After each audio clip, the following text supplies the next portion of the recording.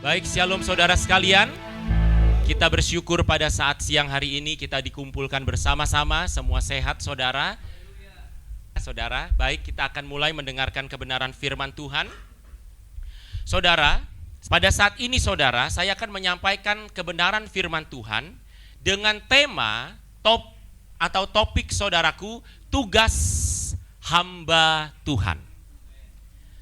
Saya tidak yakin saudara bahwa banyak orang Kristen mengerti apa sebenarnya tugas seorang hamba Tuhan sesuai Alkitab. Saya takutnya banyak orang Kristen atau orang percaya hanya dengan pemikirannya sendiri, hanya dengan kehendaknya sendiri, hanya dengan kemauannya sendiri, bahwa kalau orang itu pendeta, kalau orang itu gembala sidang, kalau orang itu hamba Tuhan, pasti tugasnya A, B, C, D, tapi tidak sesuai dengan Alkitab. Nah, oleh sebab itu saudara, untuk memenuhi pengetahuan kebenaran ini saudara, maka perlu diberitakan, perlu disampaikan, perlu diisi. Supaya ketika hamba Tuhan melaksanakan tugasnya, halo saudaraku, ketika hamba Tuhan melaksanakan tugasnya kepada saudara dan saya, saudara bisa menerima, saudara bisa berubah, dan pada akhirnya saudara diberkati dan diselamatkan. Sampai sini saudara dapat? Ya. Nah saudara, saya mau katakan kepada saudara, tugas seorang pendeta bukan hanya memberkati pernikahan. Karena saya selama pelayanan sama Bapak Gembala, ada banyak orang diberkati pernikahannya. Sebab memang Tuhan sangat cinta pernikahan. Pernikahan itu adalah ide dari Tuhan. Tapi setelah menikah gak jelas kemana saudara. Yang kedua saudara, tugas hamba Tuhan bukan hanya penghiburan dan penguburan. Kita perlu pendeta, supaya kalau dia meninggal, ada yang bawa seremoni, ada yang bawa upacara penguburan. Semuanya jelas. Saudara, hentikan pola pikir seperti itu. Dan saya percaya mulai hari ini lagi, tapi saya mau katakan, di luar sana anak Tuhan, orang percaya masih banyak yang pola pikirnya hanya mencari hamba Tuhan untuk diberkati pernikahannya, mencari hamba Tuhan untuk penguburannya dengan baik, tapi itu semua adalah standar yang tidak berkenan kepada Tuhan. Oleh sebab itu kita buka saudaraku yang pertama. Yesaya 42 dulu. Waktu di Marunda saya sampaikan di Yesaya 49. Tapi sekarang kita buka dulu di Yesaya 42. Kita mulai dari ayat yang pertama. Saudara pastikan, saudara harus sama pengertiannya, bahwa hamba Tuhan bukan yang dipilih oleh manusia. Hamba Tuhan adalah orang yang dipilih langsung oleh pencipta saudara, oleh pemberi nafas kehidupan saudara dan saya, yaitu Tuhan semesta alam, Allah Bapa kita. Hamba Tuhan adalah orang yang dipilih oleh Tuhan. Yang kedua, dan Tuhan berkenan kepada hamba Tuhan. Perhatikan saudara yang terkasih dalam Tuhan, tugas hamba Tuhan menurut Yesaya, menurut Alkitab adalah, tapi kita perlu tahu bahwa hamba Tuhan adalah seseorang yang ada roh Tuhan, ada pengurapan di dalam hidupnya.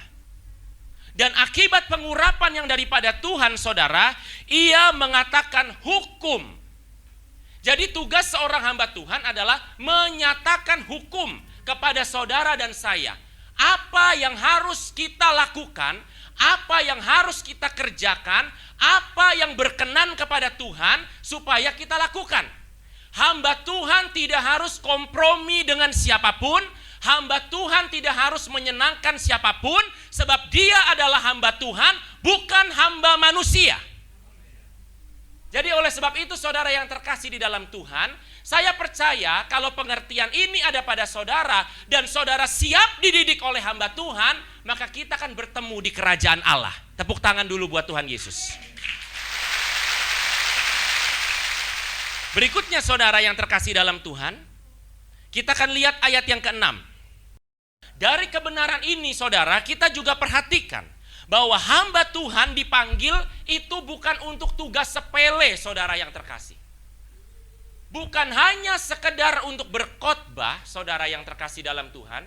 Bukan hanya sekedar untuk hadir di gereja saudara. Tetapi seorang hamba Tuhan mendapat tugas yang sangat berat.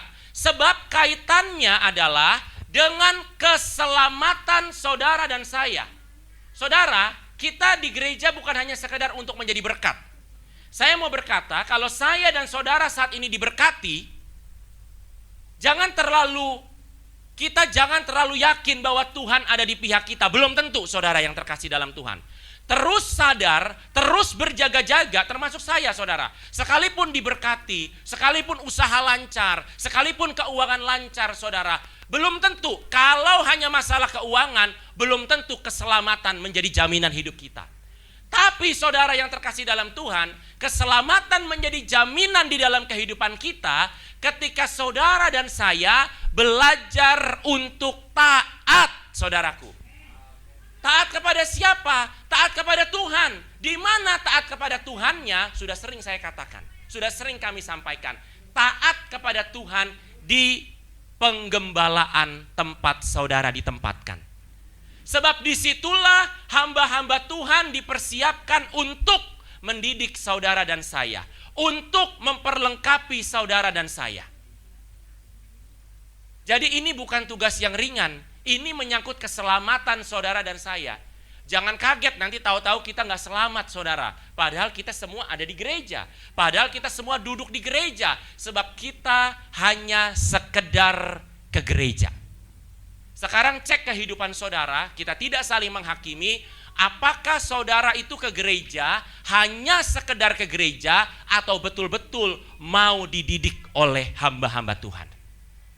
Kalau saudara hanya sekedar di gereja, agak mengerikan saudara. Saudara betul-betul harus siapkan hidup saudara.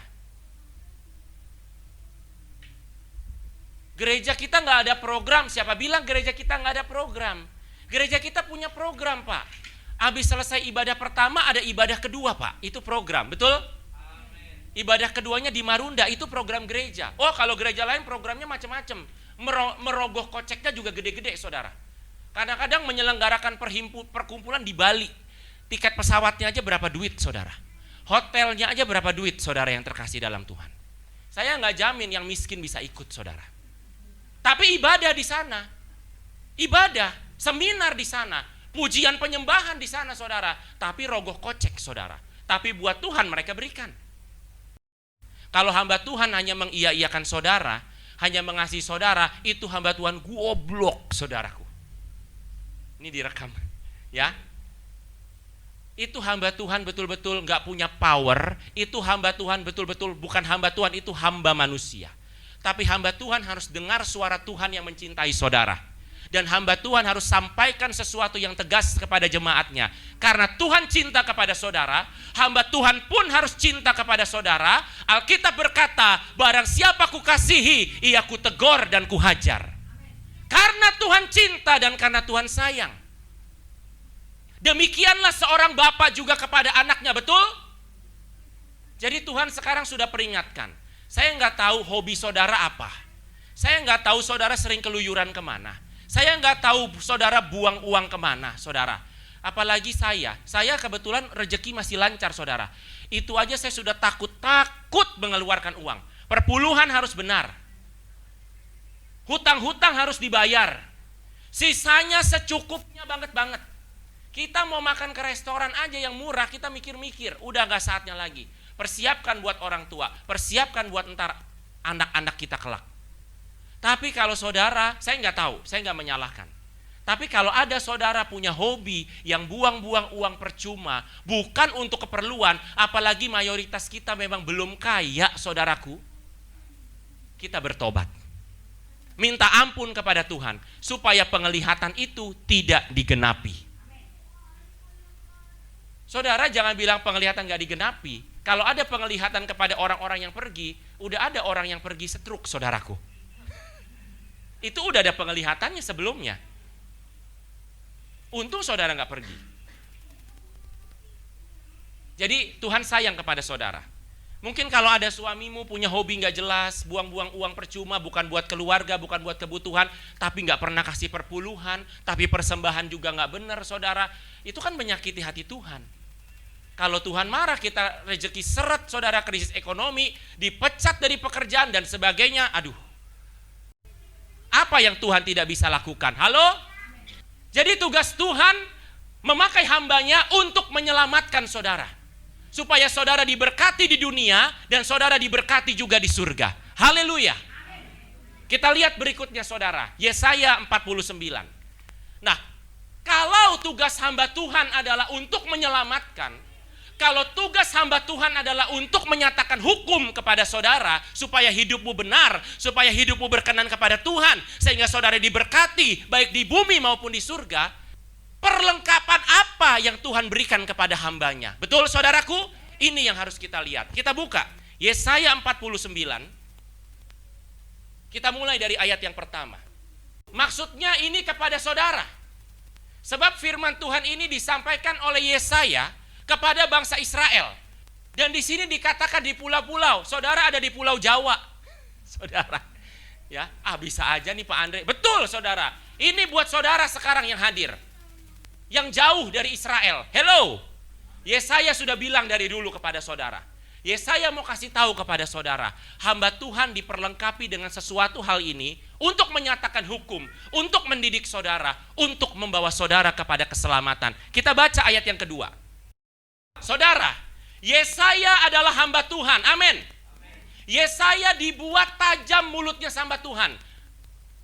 Makanya tidak heran kalau ada hamba Tuhan yang menyakiti hati saudara. Saya mau tanya, kalau kena pisau yang tajam sakit nggak? Sakit. Jadi kalau saudara ditajamkan, kalau hamba Tuhan mulutnya tajam, itu memang diperlengkapi oleh Tuhan. Yesaya sebagai hamba Tuhan mulutnya tajam. Sebab bangsa Israel adalah bangsa yang tegar tengkuk, keras kepala, kepala batu. Sudah dibilangin berkali-kali, tapi jatuh lagi, jatuh lagi. Jatuh bangun. Bukan dangdut saudara. Tapi memang mereka bebal saudaraku. Saya berdoa jemaat di tempat ini, sekali dibilangin langsung sadar, langsung bangkit dan terus naik saudara. Jangan berulang-ulang saudara yang terkasih. Jangan berulang-ulang. Sebab yang rugi bukan hamba Tuhan. Tugas kita cuma ngoceh doang saudara. Tapi yang rugi nanti kita sendiri. Jadi ingat, hamba Tuhan diperlengkapi dengan mulut yang tajam. Coba kasih tahu kepada kiri kananmu, ingat hamba Tuhan itu tajam. Kasih tahu saudara. Saudara, hamba Tuhan itu kalau salah harus bilang salah. Kalau benar harus bilang benar. Kalau bangsa Israel itu tidak bebal, kalau bangsa Israel itu enggak keras kepala, tidak tegar tengkuk, Yesaya enggak perlu dikasih mulut yang tajam. Yesaya akan dikasih mulut yang lembut, saudara. Coba bilang lembut. Ya. Tapi kenapa ini tajam? Karena bandel. Coba kalau anakmu bandel. Nah, saudara yang terkasih dalam Tuhan, jadi inilah yang diperlengkapi saudara kepada hamba Tuhan. Saudara, hamba Tuhan tidak bisa netral, saudaraku. Kita plural. Kita sama-sama. Nggak bisa saudara yang terkasih dalam Tuhan. Hamba Tuhan harus tegas. Kalau hamba Tuhan yang netral, itu adalah hamba Tuhan yang kompromi. Menyenangkan semua orang, habis dia saudara. Habis. Pemimpin yang dipakai Tuhan, dimanapun saudara berada, kalau Tuhan pilih engkau menjadi hamba Tuhan, kalau Tuhan pilih engkau menjadi pemimpin bangsa, kalau Tuhan engkau menjadi pemimpin perusahaan, saudara sebetulnya tidak bisa menyenangkan semua orang. Saudara tidak bisa menyenangkan manusia. Saudara harus menyenangkan visi dan misi yang Tuhan taruh kepada saudara. Amin. Kalau tidak sesuai dengan visi dan misi yang Tuhan berikan, tidak sesuai dengan kebenaran yang Tuhan berikan, kalau saudara pemimpin perusahaan, orang itu tidak sesuai dengan visi dan misi yang kamu bangun, yang kalian bangun kalau kalian bersama-sama, saya percaya saudara gak bisa netral. Saudara gak bisa kompromi. Demikian halnya dengan hamba Tuhan. Halo saudaraku? Jadi persiapkan hidup saudara. terimalah dengan luar biasa, terimalah dengan baik hamba-hamba Tuhan yang tajam. Sebab saya yang berdiri di sini udah bukan sering lagi, sering banget saudaraku, ditajami oleh Bapak Gembala dan Ibu Gembala. Tapi sampai hari ini saudara, semua itu berhasil. Semua itu menghasilkan. Udah pernah ditimpa dari mimbar, disebut namanya di depan umum. Oh, sebab kami tahu kebenaran firman Tuhan ini. Dan di dalam hati kami, gembala kami mulutnya harus tajam. Kalau mulutnya nggak tajam, gembala kami pengecut dan gembala kami penakut. Untungnya gembala kami bukan penakut dan pengecut saudara, tapi mulutnya tajam karena diurapi Tuhan. Haleluya. Nah berikutnya saudara, kita baca lagi ayat yang berikutnya. Ditambahkan lagi, tadi sudah tajam saudara, sekarang runcing. Betapa sakitnya saudara jadi jemaat kalau punya hamba Tuhan begini, betul nggak saudaraku? Tapi memang harus disakiti saudara. Harus dimatikan bahkan saudara. Alkitab berkata biji sesawi kalau mau tumbuh menjadi pohon yang lebat, betul ya saudara? Harus dimatikan saudara. Bukan hanya ditabur, dimatikan. Ada banyak yang harus dibuang. Ini saya apa adanya. Saya pikir saya saja sendiri, saya tidak merasa diri saya udah benar saudara. Kalau saudara pun giat, pasti Tuhan akan puji saudara. Nggak perlulah dipuji manusia. Nggak perlu dipuji, tapi biarlah saudara dipuji Tuhan. Jangan sampai sama manusia kita nggak dipuji, sama Tuhan juga nggak dipuji. Oleh sebab itu, kita layani Tuhan. Pak, saya nggak bisa khotbah. Apa yang saudara bisa layani? Hidupmu untuk melayani Tuhan. Di surga kita melayani Tuhan, saudaraku. Kalau saudara tidak biasakan di bumi melayani Tuhan, ini Pak Andre ngebohong, terserah, kita buktikan nanti. Kalau saudara di neraka, kalau saya di neraka, kita akan nggak lihat itu pelayanan saudara. Tapi saya ngomong sejujurnya, masih jauh, makanya kita berjuang saudara. Jemaat, halo. Coba renungkan saudara. Saya nggak dibayar sama saudara, tapi saya kasih tahu yang benar kepada saudara. Apalagi yang muda-muda.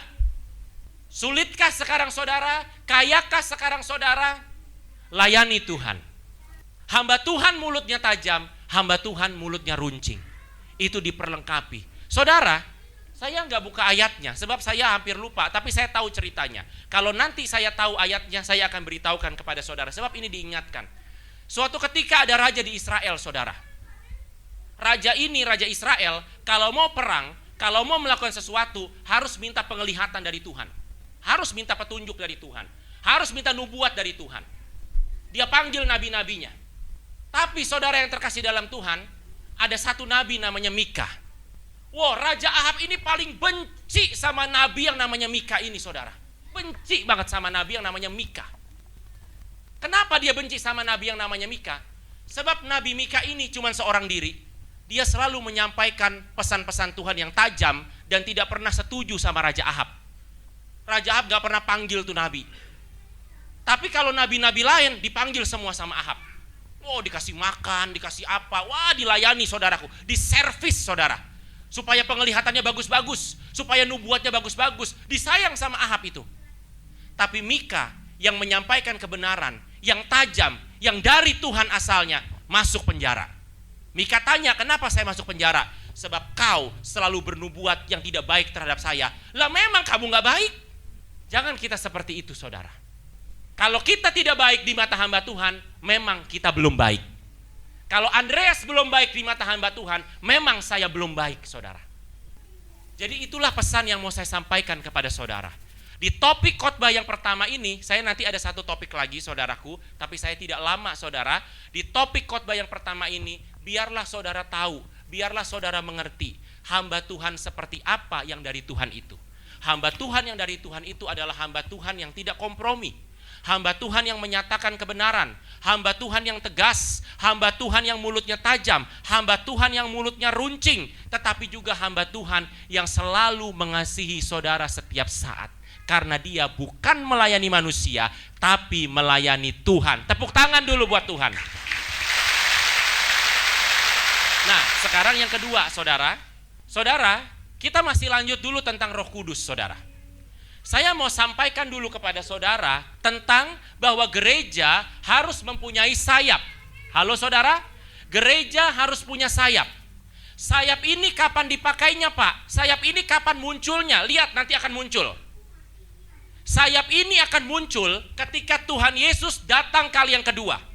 Makanya saudara dan saya pastikan loh, ya, sekaya apapun saudara, sehebat apapun saudara, semiskin apapun saudara, bukan cuma orang kaya, orang miskin juga. Kesian kalau orang miskin Tuhan datang gak diangkat. Kesian. Jangan sampai kita ada yang begitu saudara. Ya, kalau Tuhan Yesus datang nanti, tahu ntar malam, tahu besok, kita gak tahu saudara. Siapa yang tahu kedatangan Tuhan? Gak ada yang tahu. Makanya gadis-gadis bodoh, gadis-gadis bijaksana itu begitu. Anggap remeh. Tuhan masih lama, Tuhan masih lama. Tapi jangan salah pengajaran. Ada juga yang ngajarin, wah Tuhan udah mau datang, jual semuanya. Error saudara. Error. Yang ngajarin gitu jadi miskin sekarang. Ada yang ngajar begitu saudara. Ada lagi pengajaran mempelai. Kok bisa ya? Memang kita mempelai saudara. Kita mempelai Tuhan. Saudara mempelai Tuhan bukan? Amin. Pastikan hidup saudara mempelai. Jadi kalau di tempat ini mungkin ada yang ditajamkan, ditegur, dinasehati oleh Bapak Gembala, ditajamkan, ditegur oleh Ibu Gembala, ditajamkan oleh mulut saya, ditajamkan oleh mulut Pak Arden, ditajamkan oleh mulut Pak Rama, ditajamkan oleh sesama jemaat yang rohaninya lebih tinggi. Terimalah saudara. Ya, terimalah. Saudara pasti diberkati. Alkitab berkata, barang siapa merendahkan diri, dia akan ditinggikan. Barang siapa meninggikan diri, dia akan direndahkan. Orang yang menerima, orang yang siap ditegur, orang yang mau berubah ketika ditegur, adalah orang yang rendah hati. Pasti Tuhan akan tinggikan saudara.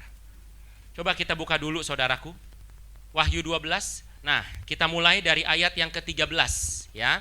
Dari ayat yang ke-13. Saudara, sebentar lagi saatnya, dan kita tidak tahu saatnya, persiapkan dirimu. Kuasa iblis atau iblis si naga ini saudara akan dilemparkan Tuhan menjelang akhir daripada keberadaannya. Gimana Pak wujudnya? Kita nggak tahu. Makanya siap-siap. Kesulitan ekonomi kah? Kelaparan kah? Saudara, gempa di NTT kalau terjadi di Jakarta, tamat udah saudaraku. Jangan main-main sama cuaca sekarang saudara. Mereka sedang memuji-muji Tuhan. Halo? Mereka sedang beribadah kepada Tuhan. Kalau mereka sudah beribadah, mereka menyembah dalam roh dan kebenaran, habis saudara. Sebab saudara berbahasa roh aja setengah-setengah. Mereka sedang menyembah Tuhan saudara. Angin puting beliung badai sedang menyembah Tuhan di Indonesia. Jadi jangan sampai menimpa kita. Rumah saya aja kebanjiran, stres. 2021 saya buang ranjang, saya buang kasur. Sekarang saya di kamar saya udah gak ada apa-apa saudara. Saya udah gak bisa tidur saudaraku. Di kamar saya istrinya tumpuk-tumpukan, berantakan semua. Itu akibat banjir. Belum kalau puting beliung, belum kalau badai saudara. Sekuat apa kita saudara? Halo? Sebentar lagi kuasa kegelapan. Ini lebih dahsyat. Penganiayaan yang tidak bisa saudara hindari. Saudara, kalau sudah penganiayaan datang, saudara mau bunuh diri, saudara gak bisa mati. Saudara mau benturin kepala saudara di tembok, saudara gak akan bisa mati. Sebab Alkitab berkata, maut akan lari dari saudara. Kuasa maut tidak ada, dicabut kuasa maut. Saudara harus alami semuanya itu. Makanya jangan sampai Tuhan datang saudara tidak terangkat. Makanya saudara, kalau kami tegas apalagi perpuluhan milik Tuhan dan lain sebagainya, pelayanan apapun, itu supaya kita ketemu Tuhan. Ingat, ketegasan itu bukan hanya buat saudara, itu juga buat saya, buat semuanya saudaraku. Kalau sampai kuasa iblis datang, penganiayaan datang, saudara tidak terangkat, habislah saudara. Saudara harus sembunyi di goa paling ke dalam saudaraku. Syukur-syukur gak ketemu sama si penganiaya itu saudara. Itu ada di Alkitab. Mereka akan berteriak, hai gunung timpalah kami, hai goa timpalah kami. Tapi Alkitab berkata, maut sudah lari dari mereka. Jadi saudara harus alami sampai selesai penganiayaan itu. Dan ingat, kebangkitan kedua, semua masuk neraka. Sebab gak ada yang tahan saudara. Ini gak main-main saudaraku. Saudara sudah siap mengalami kedatangan Tuhan? Kalau kita orang benar saudara, kedatangan Tuhan yang kita tunggu. Tapi kalau kita orang gak benar, mungkin saudara bilang, Tuhan Yesus datang dulu, datangnya nanti dulu lah. Saya belum siap kau datang. Itulah kita saudara. Bumi bukan rumah kami. Tapi kalau saudara, wah di bumi banyak kesenangan, di bumi banyak kenikmatan. Sulit saudaraku. Tapi kita bertobat. Kita lanjutkan. Akan akan ada gereja. Perempuan itu artinya gereja Tuhan. Gereja Tuhan akan diburu. Wah, berarti gerejanya ketinggalan dong, Pak. Yes. Saudara, dengarkan. Akan ada gereja-gereja Tuhan yang ketinggalan. Akan ada gereja-gereja Tuhan yang tidak terangkat. Bukan gedungnya. Gedungnya Tuhan gak peduli. Orang-orangnya. Jemaat-jemaatnya akan ada yang ketinggalan. Nanti kita lihat, saudaraku. Berikutnya. Tapi ada gereja yang punya sayap burung nasar, saudara. Gereja ini tidak akan dikejar oleh naga itu. Dan naga itu, kuasa kegelapan itu tidak akan bisa mengejar gereja ini. Kenapa? Karena dia punya sayap, alias dia terbang, saudara. Pertanyaannya, apakah sayap itu? Saya tegaskan kepada saudara. Yang pertama, sayap itu adalah Roh Kudus. Makanya kita sering sampaikan tentang Roh Kudus. Tanpa Roh Kudus, saudara gak bisa naik. Tanpa Roh Kudus gak ada kebangkitan, saudara. Yang kedua, sayap itu adalah kebenaran, saudara. Pak Arden udah sampaikan, Pak Gembala udah sampaikan. Kalau pesawat cuma ada satu sayap, kalau burung cuma ada satu sayap, saudara, burung itu cuma bisa muter-muter saja. Betul nggak, saudaraku? Harus dua sayapnya. Makanya hanya penuh Roh Kudus saja, tapi nggak melakukan kebenaran. Banyak gereja-gereja karismatik hanya berbahasa roh, nangis-nangis, mewek-mewek di gereja, keluar gereja berdosa lagi. Jangan-jangan kita termasuk di dalamnya. Itulah kebodohan. Itulah tidak seimbang, saudara. Tapi ada juga yang kuat pengetahuan kebenarannya, kuat teologinya, saudara, tapi takut tidak mau terima Roh Kudus, saudaraku. Itulah juga kebodohan, itulah kekurangan, itulah ketidakseimbangan. Mereka pun tidak akan kemana-mana, saudara. Halo? Tapi kita, saudaraku, harus punya keduanya. Harus punya kebenaran, harus lakukan firman, dan harus penuh dengan Roh Kudus. Baru gereja itu bisa terbang, saudara. Dan naga itu, iblis itu tidak akan sanggup mengejar. Sebab Roh Kudus lebih dahsyat daripada kuasa kegelapan. Haleluya. Nah, sekarang saudara penasaran, Pak, emang gereja mana sih yang tertinggal? Kita lihat, saudaraku. Ini kita akan tutup. Gereja yang tertinggal ayat ke-17. Naga itu akan marah, saudara. Saudara, keturunan perempuan artinya gereja-gereja Tuhan. Ada gereja yang sudah terbang, terangkat karena mereka lengkap. Penuh Roh Kudus dan kebenaran. Pengetahuannya lengkap, karunianya lengkap, buah-buah rohnya lengkap. Halo, saudaraku. Jadi bukan karunia saja buah-buahnya nol, bukan buah-buah saja tidak ada karunia, tapi semuanya. Sebab Roh Kudus memimpin kepada seluruh kebenaran. Nah, kalau ini, saudara, diperangi. Ada keturunan perempuan itu. Saudara, hanya menuruti hukum-hukum Allah. Hukum-hukum Allah itu hukum apa sih, Pak?